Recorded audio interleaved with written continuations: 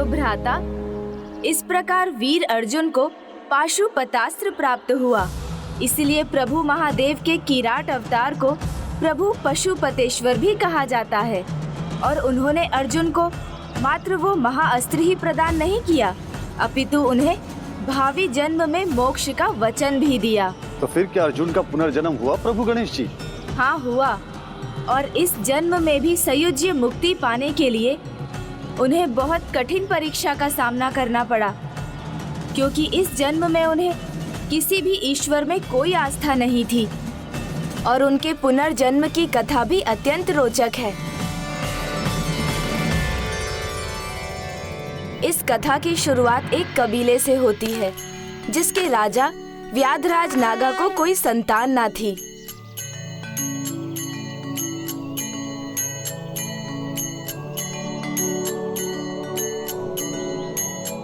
मैया को प्रणाम करता हूँ।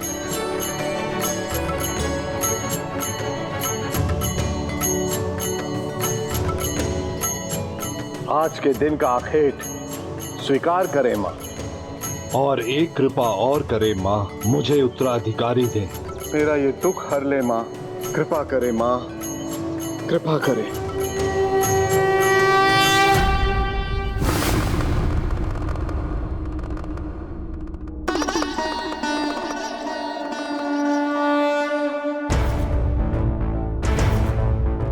जगत पिता की लीला अपरंपार है। उन्होंने अर्जुन की आत्मा को अगले जन्म के लिए जागृत किया और जगत माता ने उसे एक परिवार दिया। ओम नमः शिवाय, ओम नमः शिवाय।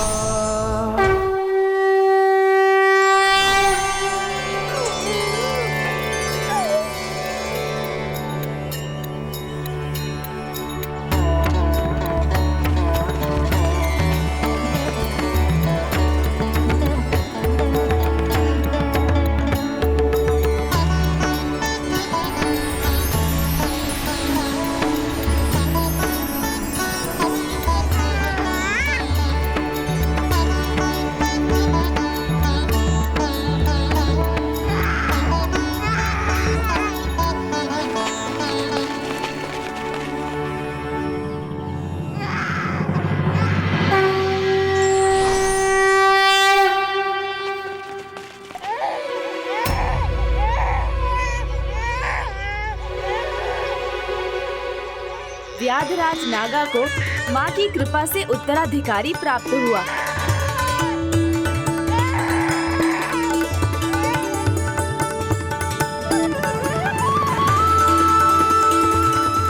शांत हो गया, मेरी भुजाओं में आते ही ये शांत हो गया।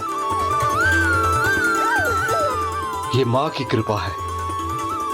ये मेरा ही पुत्र है, ये मेरा ही पुत्र है। हाँ, ये मेरा ही पुत्र है। और जब वो अपने कबीले लौटे तो सब पहले से ही आनंदित थे, क्योंकि उसी समय उनकी रानी ने एक पुत्री को जन्म दिया था। महाराज, मैया की कृपा हुई है आप पर, पुत्री हुई है आपको।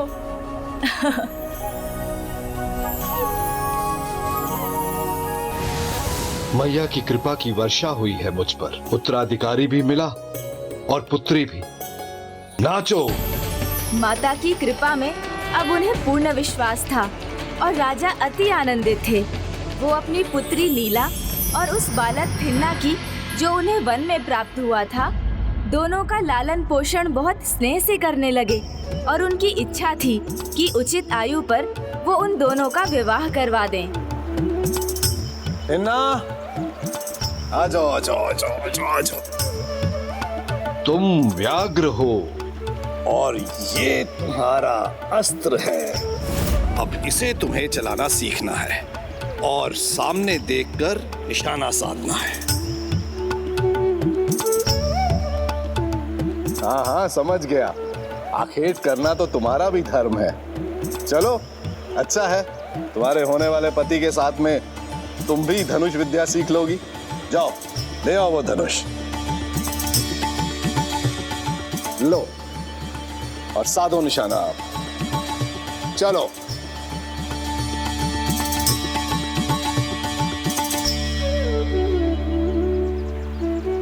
प्रणाम मैया, आशीष दीजिए प्रभु।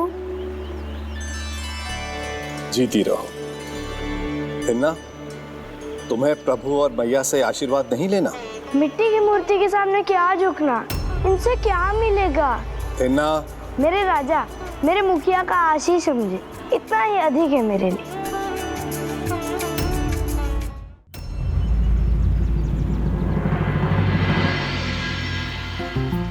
जाओ, साधो निशाना।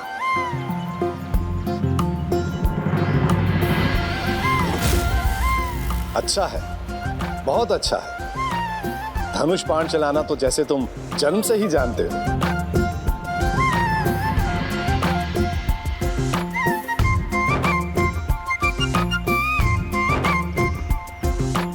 ऐसे नहीं, ऐसे। सामने दृष्टि रखो और साधो निशाना।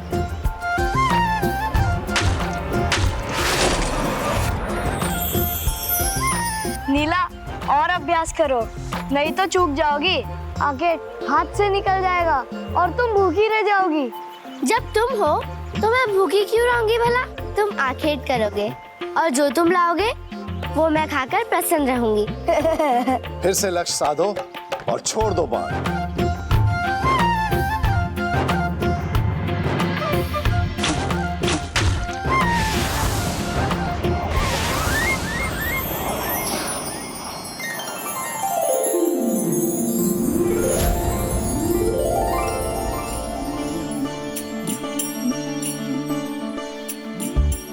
अनेक योद्धा मेरी दृष्टि के सामने से निकले, किंतु अपने संपूर्ण जीवन में थिन्ना के समान कुशल धनुधारी मैंने नहीं देखा, जैसे ये पिछले जन्म से ही युद्ध कला सीख कर आया हो।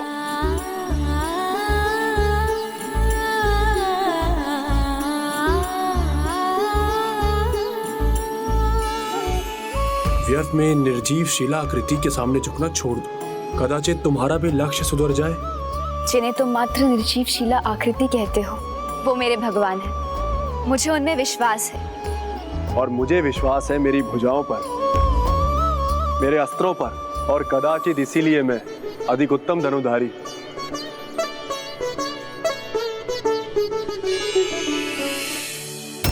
बचपन से इसे समझा रहा हूँ, ईश्वर भक्ति का महत्व समझा रहा हूँ, किंतु इस पर कोई प्रभाव ही नहीं पड़ता।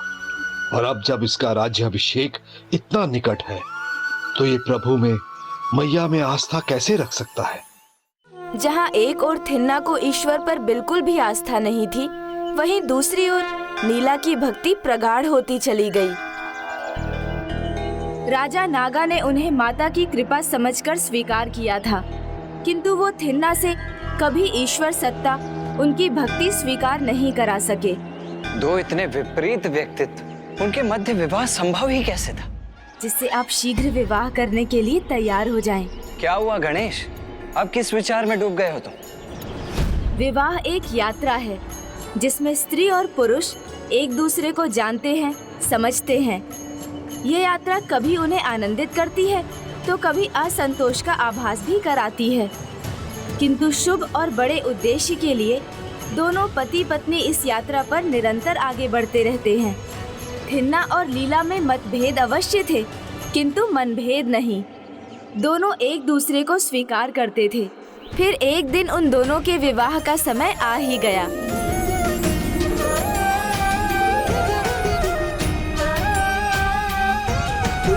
अभी भी समय है, तो मुझे अभी भी अस्वीकार कर सकते हो, क्योंकि विवाह के उपरांत भी मैं अपना पूजा पाठ कदापि नहीं छोड़ूंगी। यदि तुम्हारे ईश्वर हमारे संबंध के मध्य ना आए, तो तुम्हें पाकर मुझे अति प्रसन्नता होगी।